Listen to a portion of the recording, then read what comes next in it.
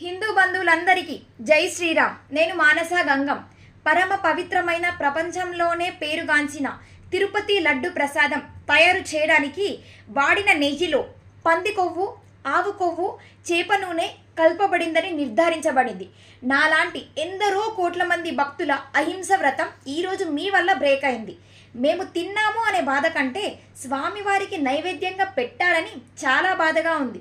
ఇంతటి అరాచకానికి బాధ్యులు జగన్మోహన్ రెడ్డి, టీటీడీ పూర్వ chairman Dharma Reddy, TTD board members, TTD EO మరియు అక్కడి మొత్తం ఉద్యోగులు.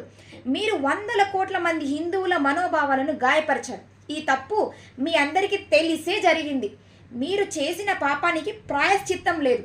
ఒక నది ఒడ్డున ఎన్ని ఇసుక రేణువులు ఉంటాయో అన్ని నీచమైన జన్మలు ఎత్తుతారు మీరందరూ. నువ్వు ఏ మతమైనా ధర్మం అందరికీ ఒకటే. మా దేవాలయాలలో అసలు మీరందరూ ఎవరు?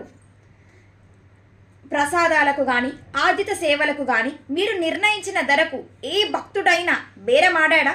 మరి ఎందుకు ఇలాంటి నెయ్యి వాడవలసి వచ్చింది? ఇది కేవలం సనాతన ధర్మంపై కుట్రపూర్వకంగా చేసిన దాడి. దేశంలో కేవలం మన సనాతన ధర్మం పైనే రకరకాలుగా దాడి జరుగుతుంది. The only solution for every problem is we should be strong. మనం ఐకమత్యంగా బలంగా ఉంటే మన జోలికి ఎవరూ రారు. ఒకవేళ రావాలనుకుంటే ఒకటికి 2 సార్లు ఆలోచిస్తారు. అటువంటప్పుడు ఇలాంటి సంఘటనలే జరగవు. మన ఐకమత్యం చూసి ఇలాంటి వారు భయపడాలి. తిరుమలలోనే పరిస్థితి ఇలా ఉంటే 2 తెలుగు రాష్ట్రాలలోని మిగతా పుణ్యక్షేత్రాల పరిస్థితి ఏంటి? ప్రసాదాన్నే విడిచిపెట్టలేరు ఈ పగటి దొంగలు. మరి ఫిక్స్డ్ డిపాజిట్లు, వెండి బంగారము, భూములు ఇవన్నీ సరిగ్గా ఉన్నాయని నాకైతే నమ్మకం లేదు. 100 ఏళ్ల నాటి అంతర్వేది రథం తగలబడి బూడిద కాస్త మౌనంగా సముద్రగాలికి ఎగిరిపోతే ఏం చేశాం?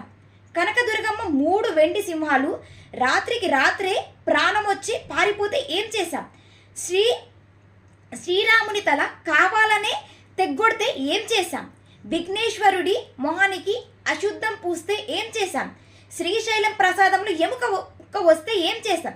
మరి ఈ విషయాన్ని కూడా ఎప్పటిలాగే ఇలాగే వదిలేద్దామా, లేక ఏదైనా శాశ్వత పరిష్కారాన్ని కనుక్కుందామా?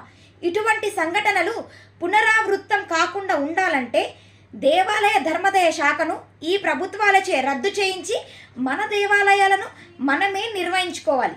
కేవలం హిందూ దేవాలయాలే ప్రభుత్వ ఆధీనంలో ఎందుకు ఉండాలి? మనమందరం సిగ్గుపడవలసిన విషయం.